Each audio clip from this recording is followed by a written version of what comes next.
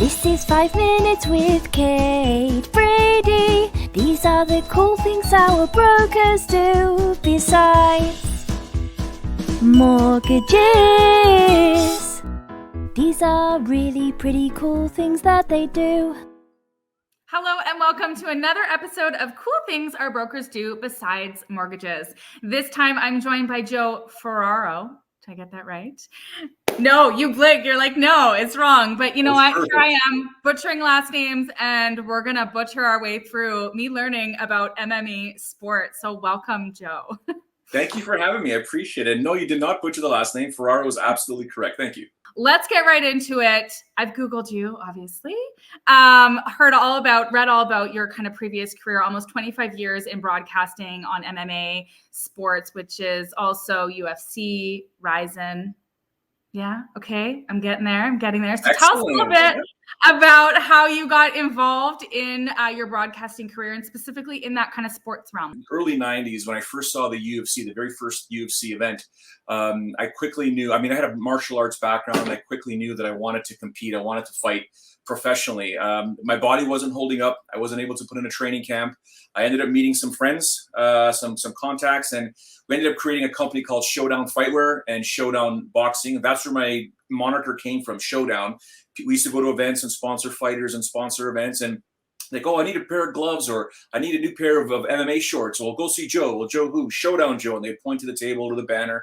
So that's where the name came from. And we sponsored our first event in around 2000, a big promotion in Montreal. It was called the UCC, Universal Combat Challenge. We had our logo on the mats and sponsoring a bunch of fighters. And from there, the promoters at the end of that event came to me and they said, look, you really know combat sports, you know, fighting, you know, boxing, you know, judo, you know, wrestling, you know, Brazilian jiu-jitsu. Have you ever thought about, you know, doing color or play-by-play? I was like, no, that's not my thing. They're like, well, just come in and do an audition. So I did an audition within the first, I think, 3 minutes of the first fight that we did. They're like, you're hired.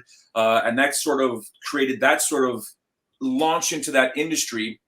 I started networking, made a lot of friends in the UFC world. And then from there, while I was working for Rogers Telecommunications, I was actually in the same building as a major radio station, the Fan 590 at the time.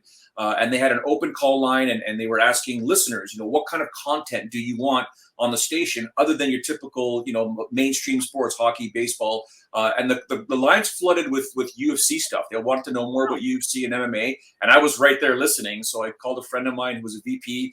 We walked into the programming director's office. They gave me a shot. Within 2 or 3 weeks, I already went live on the air. It was called The Showdown. And then a couple months later, Sportsnet called me. And the president of Sportsnet said, look, we're looking for an analyst to come and just do, you know, 30 to 45 seconds, sometimes a minute plugs on our new show on Mondays. I went in, did the audition, got hired on the spot. Within 6 months, 7 months, I pitched them the magazine show idea, which became UFC Central. And that got syndicated across the country. It went globally. And as you can see behind me, that is just a small bunch of press passes when I covered all the UFC events. I think I covered about 110 in total. And from there, the broadcasting career took off. The public relations career took off.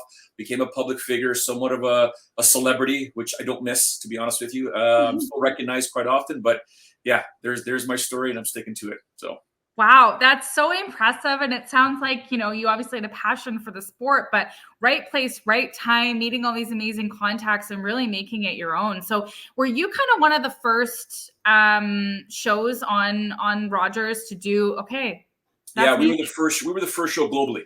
We were the first UFC related MMA show globally that basically had had a relationship with the UFC. And then the other ones spawned from there. But we were the first ones. And I was blessed. It was a wonderful chapter in my life, Kate. I'm not gonna lie to you. It was legit.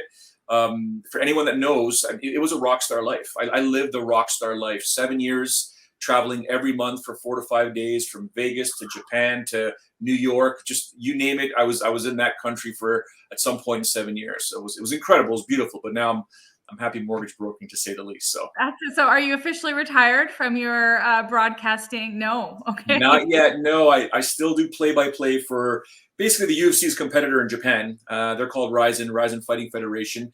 For those older MMA fans, I remember the Pride organization, Pride FC, who was actually bigger than the UFC at one point. The UFC bought Pride and gave the owner, I think it was a 7-year non-compete clause. After it was done, they called me up and they said, look, we're looking for an English voice for our international broadcasts. We'd love to have you as the play-by-play guy. One thing led to another, did that. So I do that. Every 6 weeks or so, they have events every 6 weeks, and I'm lucky to do it right from here. I don't have to travel to Japan anymore. I used to travel every 6 weeks to Japan. Imagine trying to do mortgages while you're on a flight to Japan and the time zone change, right? So I do it from home now, which is fantastic. It's long. I start at midnight and goes till about 8 in the morning. But I get to yell and scream for 8 hours, so it's a lot of fun. What advice would you have for someone that kind of wants to get into this space or learn more about kind of maybe not just being a play-by-play or a commentator for MMA in general, but just broadcasting? I mean, you've had a very robust career. It sounds like you were a really great marketer off the bat as well, just in your early stories about promotion. So what does that look like for someone that's interested? Content is king. Social media, you live in a day and age now where you can really accelerate your content and your brand. I think social media is absolutely huge. I was able to transition my social media from the UFC and MMA world into now my mortgage brokering. But for anyone that does want to start out, get it on your social media channels, put it on everything from TikTok, Facebook, Instagram, Twitter, X, whatever you want to call it now, LinkedIn, get it out there. The more eyeballs that are viewing you, the better you're going to become. And the one thing I could tell people all the time, if you want to do this, you cannot be shy.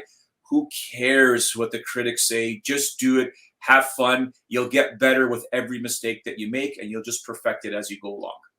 I love that. That's actually amazing life advice in general. It sounds like this space is a grind, of course, a hustle if you're going to succeed, but so is mortgage brokering, right? So there's a really nice synergy there. So what's next for you? I know you're involved in 100 Brokers Who Care and other charities. Obviously, you're spending tons of time between commentating and coaching and developing the next generation of youth soccer. But what's next for Joe? Where are you headed? So next for me is going to be scaling the business, taking it to a whole new height, whole new level. There's some big numbers that I want to hit in 2024 if the Bank of Canada kind of agrees with us. Cross the fingers. So there's that. Obviously, the coaching stuff, I've got to pay a little bit more attention to what I want to do with that while scaling the business and just honestly living life day to day, and where can I find my next bit of happiness, whether that's working out. I work out 5 times a week, wherever I can find little bits of happiness to add to my day and keep me smiling from the moment I wake up to the moment I go to bed, and just making a difference in people's lives. That's all that matters to me. Like I said, I lived that rock star life. Now I want to be able to give back to anyone and everyone willing to listen to my bald head yap. So. Oh, I love that. Joe, you have been such a pleasure. You're such an inspiration. I have no doubt that you're going to hit your numbers. You're going to succeed.